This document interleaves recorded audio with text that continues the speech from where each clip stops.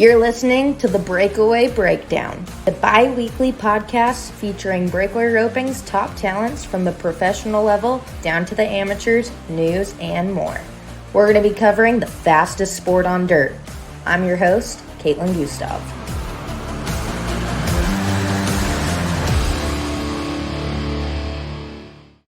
This episode is brought to you by Equinety. Stay tuned for the commercial break to learn more. Hey everyone, thank you for joining us for another episode of the Breakaway Breakdown podcast. I'm your host, Kaitlin Gustave, and today I am so excited to introduce you to one of my favorite breakaway ropers and friends, Kelsie Chace-Domer. It was Kelsie Chase. She got married just last year, so she's got a new last name, she's got a ring on her finger, and she's still winning in the arena. I got the chance to talk to Kelsie about her win at the Fort Worth Stock Show and Rodeo, where she laid down a 1.8 second run in a very, very, very tough final round, and that earned her $20,000. She also ended up placing in both rounds of her bracket. She roped in bracket 6, and she ended up actually finishing third, which made her the wild card roper, so she got a bonus calf. She came back to that wild card round, finished second in that round with a 2.3, which moved her on to the semifinals, since from the wild card round, they take the top two finishers. And then she roped in the second bracket of semifinals and won that bracket with a 2.3 second run. So in total, Kelsie brought home $26,800 and jumped straight to the top of the WPRA Breakaway Roping World Standings with a total of $31,942.91. That is a huge lead on number 2, who is Larry D. Guy, with over $18,000 in earnings for the year.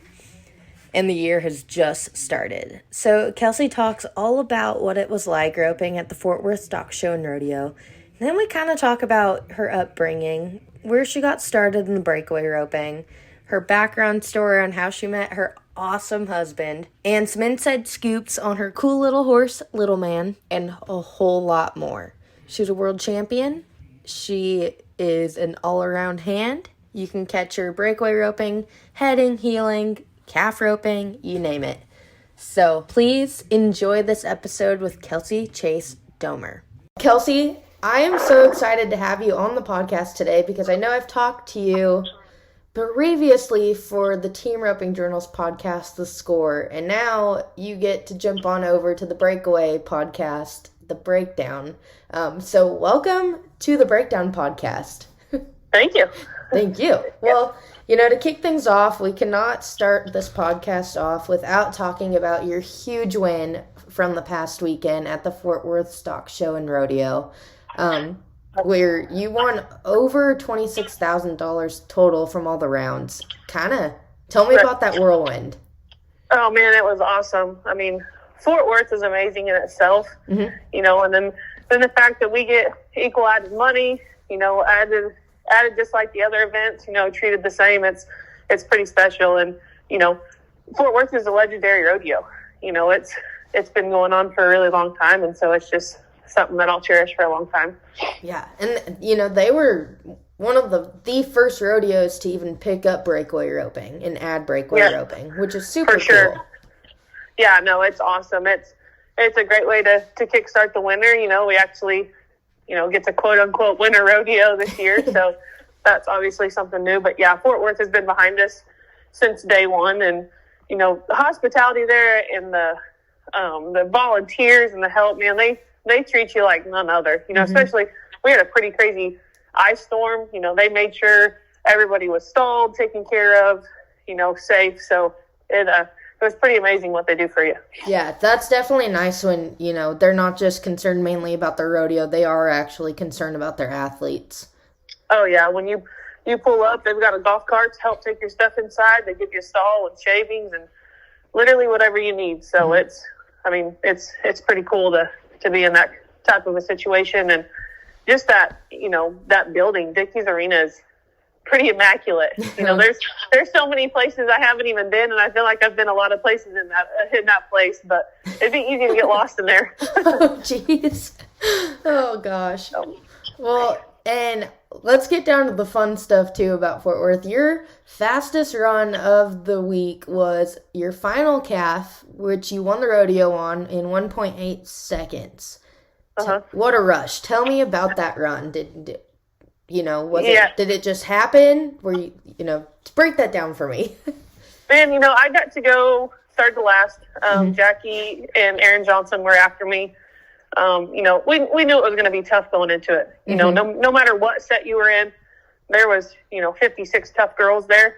So it didn't matter who was going to be in the finals. It was going to be tough. And, it was exactly that. There was already, a 1.9, and a 2-1, whatever, it was already tough before it got to me. So really there was no safety enough at that point. Yeah. You know what I mean? You got 2 tough ropers still to go behind you. You've already got to put up a tough time. So really I didn't have any other option, but I knew that calf was really good. We got to watch them, of course go earlier that week or, and depending on what set or whatever, and, get to watch the videos of people running them. So I was pumped to have him, and I had a game plan and stuck with it. Of course, I knocked the start out, couldn't have gone any better than it did, but that was the game plan. We wanted to go at it and make the best run we could. So definitely. And you definitely did.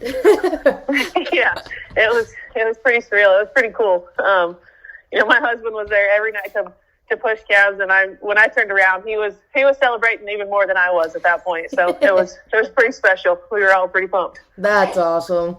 That is so cool. And let's go back to where it all started at Fort Worth. You drew up in bracket 6, and you ended up finishing 3rd in your bracket, which made you the wild card. Yep. Of that set. Yeah, actually, I had to rope an extra one to get to the finals even. Yeah. It started out tough. I mean, it's crazy. I was 2-2 and 2-1 and ended up 3rd in my bracket. That's tough enough as it is.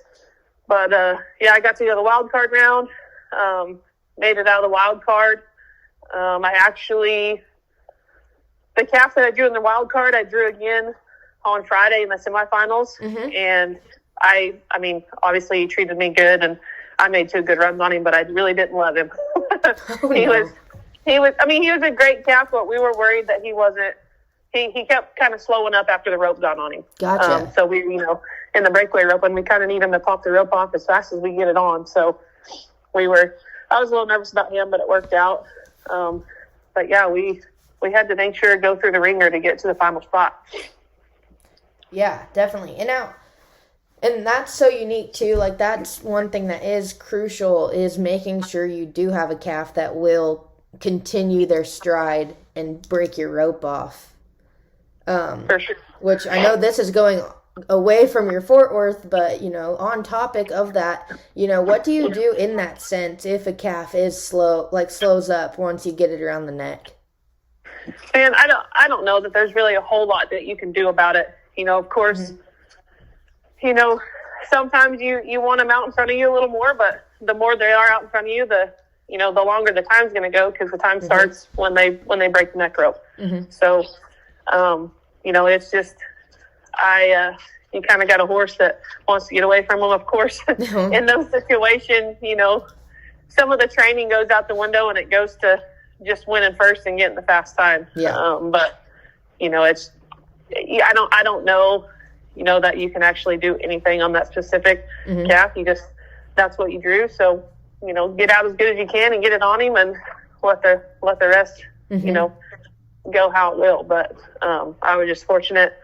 My horse was really good, scored good for me. We were able to get out of the barrier good and get it on him. So it made the rest of it pretty easy, I guess. Gotcha. And you were on Little Man, correct? Yep. Little Man, that horse has been pretty clutch for your career. I know we've talked about him before. How handy was he for you the whole week? Oh, man, he was outstanding. I mean, I think we on 5 calves there, we were like 10-2, which is pretty crazy. You know, if it was a 5-head average, we'd have been pretty set too. But no, he, you know, like I said, we drew that soft calf twice in a row. You know, in the set that I was in, the calves were a little stronger, and, you know, he gave me shots there too. And then he was, you know, able to make everything quick in the final round too. But no, he's outstanding. He's so quick-footed. He allows me to do a lot with my rope, I guess, and just helps me out any way he can. Yeah, definitely. And, you know, we've never really, I don't think we've ever talked about kind of little man's backstory. You know, do you remember where you got him from? You know, did you train him? Like, what's your backstory with him? Really, I guess this coming summer, I've had him for 3 years, maybe. I bought him from Chance Keeson, kid from Elk City, Oklahoma. He tied down on him a lot, and it was actually a crazy deal. He'd called me and said, "Hey, would you mind making some videos for me on a horse? I want to sell a horse as a breakaway horse." And I didn't even know what horse it was going to be or anything like that. So it all worked out pretty good. So I went and rode him and made some videos. And then when I left there, I had to, I called my mom and I said, "Man, I don't think there's any way I can not buy this horse." And she was like, "What?" And I was like, "Man, I know we're not looking for horses, but I just imagine this horse being in somebody else's hands, and I don't want to compete against that." And so that's how he ended up with me. And, you know, I made it work. Like I said, you know, I wasn't looking for a horse at all, but I made it work. And, I mean, it was good from the start. He was pretty special. I took him to a couple of amateur rodeos when I bought him, but shoot, that was beginning of July. I mean, Cheyenne was really the first big place I got to take him. Gotcha. So we got thrown to the wolves from the start. But no, he'd been hauled. He's, I believe, 15 or 16 this year. So, I mean, he knew what was up. There was nothing that was going to bother him. So it was good from the start. Yeah. And are there any, you know, for being such a clutch horse, you know, he's pretty set in his ways. Is there anything that you ever need to take him back to the practice pen and work on? Or, you know, does he stay pretty level-headed? I mean, he stays pretty good, you know, probably just as good as any other horse. You know, a lot of times I'll come back and score more than anything. You know, in the field, you're not going to make him, you know, much better or worse, I don't think. He's pretty much tapped out there. You know, with any horse, you know, the more you go and keep after him, you know, and haul and don't get to practice, then you know, you got to come back and score a little bit. But man, he stays pretty good. He can be a pain in the butt sometimes to warm up. He likes to prance around and do whatever, but other than that, he's pretty special. So yeah, and he has a wicked stop. I love watching that horse stop. For sure. Now I kind of want to go back. You know, we talked about little man's backstory, how you got him. You know, what we don't talk about is your backstory. I know you're from Cherokee, Oklahoma. Kind of talk about your, you know, growing up. Did you grow up roping? You know, how was the set? How did you become Kelsie Chace-Domer? Yeah, you know, my family kind of has a farming and ranching background. You know, my parents, both of them team roped. You know, they didn't. My mom high school rodeoed and some were junior rodeoed, but nothing really anything comparable to what, you know, us 3 kids did. I've got 2 younger brothers, but my parents learned how to rope, so we learned how to rope from them. But I mean, just growing up, that's what they did. They jackpotted a little bit, and we just always loved riding horses, and you know, just kind of started like a lot of people, play days and junior rodeos on the junior high and high school. So that's kind of how we got going. But I've always had a huge support system at home. You know, my family's everything to me, and they always helped me as much as they could. But they gave all 3 of us kids ample opportunity to really do whatever we wanted. But they pushed us and helped us, and you know, made sure we had good horses under us. But also made sure we took care of what we had to. Yeah. Back then, I remember, we didn't have our own arena until I was in high school, I think. We always, would go practice with other people or go, we were just a mile away from the arena in town there in Cherokee. So we would take calves and stuff up there. So, it's not like we just roped all day, every day. Both my parents had a job. My dad's a lineman and my mom worked at the bank, still does. So they would work, we would go to school, and then we would practice after work. But also we played basketball, ran track, brothers played football, so we were busy all over. Yeah. But towards high school and college, I knew that rodeo was probably going to take me farther, and that's kind of what I wanted to do anyway. So that's where I got a lot more serious about it, I guess. Gotcha. And I was going to talk about it too. I knew you played basketball growing up. What do you think basketball? I mean, basketball is pretty. You got to practice. You got to stay fit. All the little steps for basketball. Does that carry over into roping? Yeah, I bet so. I mean, my family's super competitive, and us kids were always super competitive. No matter what we did, we usually didn't do a whole lot of stuff half-assed. Yeah. So whatever it was, we were gonna work on it. Team sports, individual sports, whatever it was. So I think that being able to work hard with that and learning how to be a team, just all those little aspects and working out. Sure, they roll over and help for sure, but just having a competitive nature. We didn't want to do it just to do it. If we were going to do it, we were going to try to be the best. So of course, we had fun with it too. It's not like it was one way or the other, and everything was serious. But that's we don't like to lose. Yeah. So we worked hard. Worked at it, whatever it may be.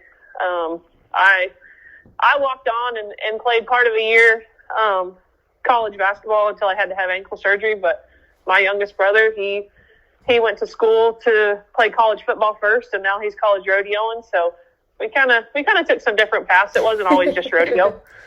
But my middle brother, I always tell everybody he's more athletic than me or the youngest. He just does his own thing. He's a legit cowboy. He runs cattle and has a starting lot at his house and starts some colts and stuff. So he does his thing, but he's really good at his thing too. So gotcha. Yeah. Gotcha, man. That's cool. Yeah, family's pretty special to me. So I'm sure I'm biased, but I think should hold them higher than a lot of things. Oh yeah. Equinety Horse XL and Equinety Ultimate OEC helps keep horses' bodies in the best shape possible when competing and going down the road. The amino acids in Equinety products help horses both at home and on the road. Horses recover faster and overall have healthier coat and hoof quality. Equinety products are a go-to for a solid supplement foundation for all horses at any stage of life, no matter what their job is. Equinety Horse XL is made up of 100% pure amino acids specifically formulated to give the body what it needs in order to promote repair at the cellular level.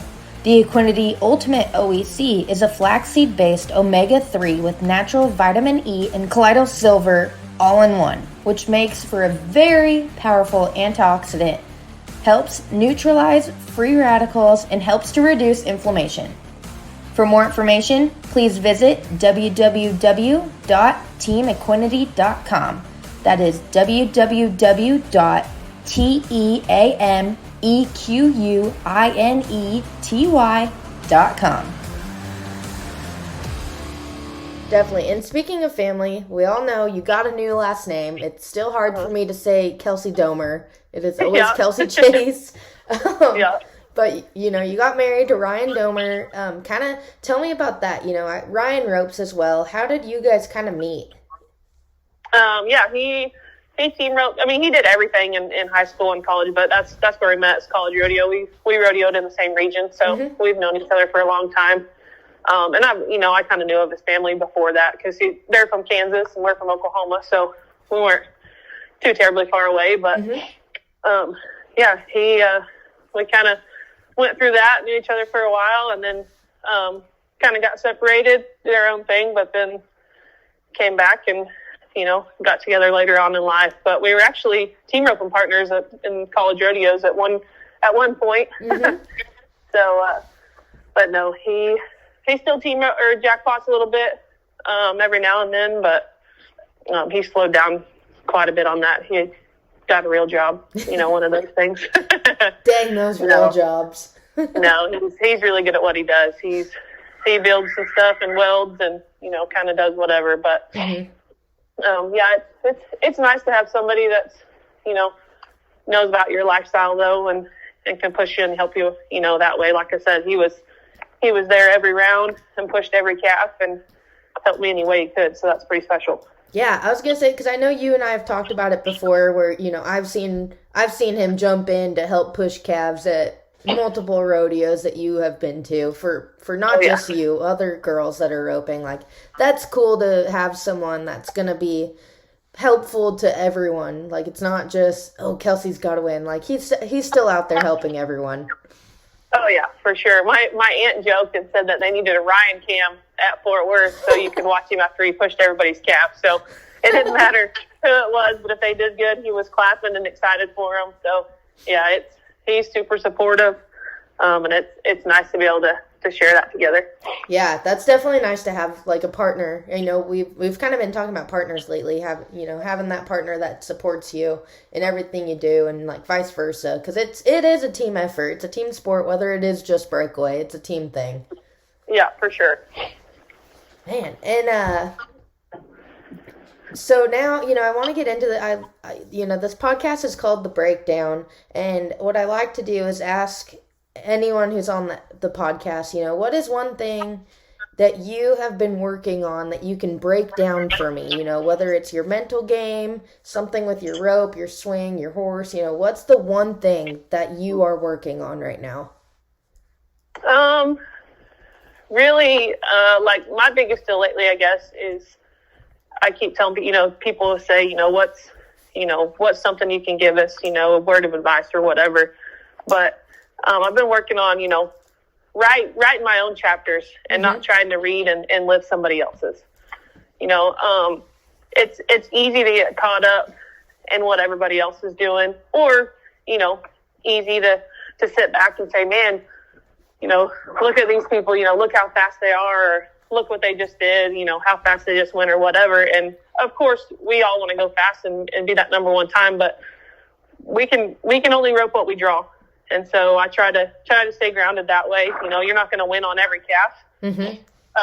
But, just like that at Fort Worth, I had to go through 3 rounds. I won my semifinals and the finals, but those 3 rounds before I had 3 great runs and I didn't. But, that's okay. That's part of it. I thought I roped the best I could with what, I had drawn and, whatever. And so that's kind of what I've been trying to do, just rope what they give me, don't beat myself. I guess that kind of goes with that. But I mean, shoot, it's easy to get caught up in everything else.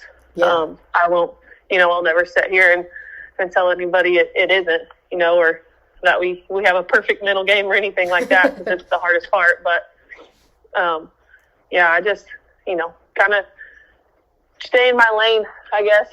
Yeah. That's really what I've been working on. Of course, Fort Worth looked great. Looking back, it's like, well, yeah, you maxed out. You did good. You won, which, that was a game plan. But that was 55 other girls' game plans too. Yeah.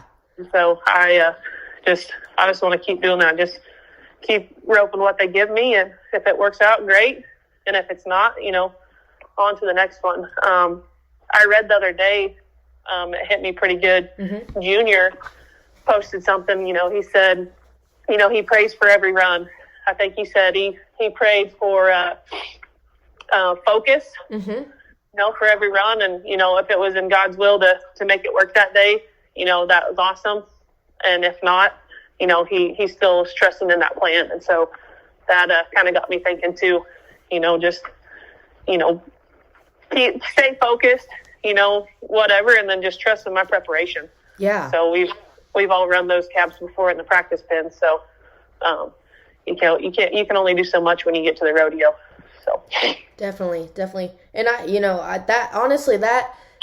I loved everyone who's been on this podcast so far, their breakdown that I've asked them, but this one has to be one of my favorites, I think. Like, that's cool. I love the writing my own chapters, and, it really resonates with me, too, because, you know me. I try to be a breakaway roper, but, the cards haven't always lined up. And so, the girls that are sitting back, working desk jobs, and then they don't have a horse to go on, and they see everyone else getting to go the past 2 years with this new thing, and it's like, man, I should be out there. But like you said, like, it's not in God's will. It's God, keep praying, and maybe that's not what you're supposed to do. Maybe it's the next thing. Like that. Yeah. Totally, a little bit off topic, but that really resonates with me. Yeah, I've kind of been there.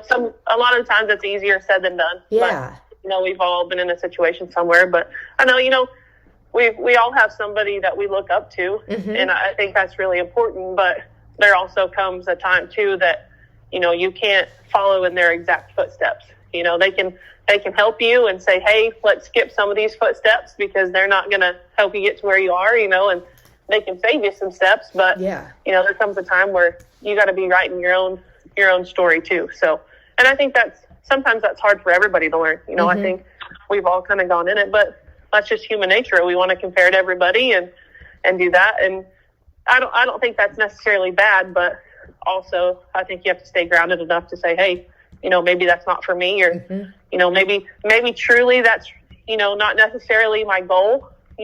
Is that something I truly want to do, or is that something that, everybody else thinks I should do type deal? So that all kind of plays into that. Yeah. Well, geez, thank you for that, Kelsie. I really love that. That's cool. It's cool to hear someone else say it because, like you said, everyone else has their own thoughts and everything. It's cool to hear someone else say kind of what you've been thinking in your head. Yeah. Now, and you said everyone always has someone that they look up to. Who do you look up to? I want to know your role model in a sense. Roping wise, everybody kind of, like Larry D and Jackie and JJ, those are the names that come up the most. But, I lived with Jackie for years, and she helped me with a lot of stuff. But, so is Larry D. We've been over there numerous times and got help from those people. But, they kind of, helped pave the way for us and did a lot of good things for us. But, so those, they're always going to be my heroes for that. But, there's, I look up to somebody different, in every aspect, I guess. Yeah. But for roping, that's, I kind of have the same people as everybody else, maybe. Yeah. I'm pretty popular at that, but they should be. Yeah, and I know a lot of little girls look up to you, which is super cool. Like, did you ever think that you would be a role model to people? Or do you aspire to that? Well, yeah, it's awesome. Looking back now, I know that I am and that I can be, and that I can use, the platform that I'm on, to spread good stuff and help people like that. But, looking back, it's, I don't think it's really something you ever just think about. Yeah. Until it happens. So. Gotcha. And, we're getting close to wrapping up this episode, but one thing that for people that do look up to you as a breakaway roper is, which is super cool, is you're one of our new coaches on breakawayroping.com. That's awesome. So what can, you did all the videos. What can ropers expect to learn from you? That day we talked about, we talked about power a lot, I guess, and, power in my swing or in my horse, whatever it may be, but just how to use those, different variables to your advantage. We got some pretty good videos, but we're trying to pick a couple things that day to really focus on. But I'm strong, and I take pride in that, but that's also something that, I of course I try to use it to my advantage, but I also try not to beat myself with that. Yeah. I'm going to use my rope the way it's, meant to be used, let my rope carry things and, carry my delivery to the calf or whatever. So we talked about those different things, but I think every coach has kind of talked about something different. So that's what's cool. You get to grab something from each person. Mm-hmm. Yeah, definitely. There's a whole lot of knowledge for people just on one little site. For sure.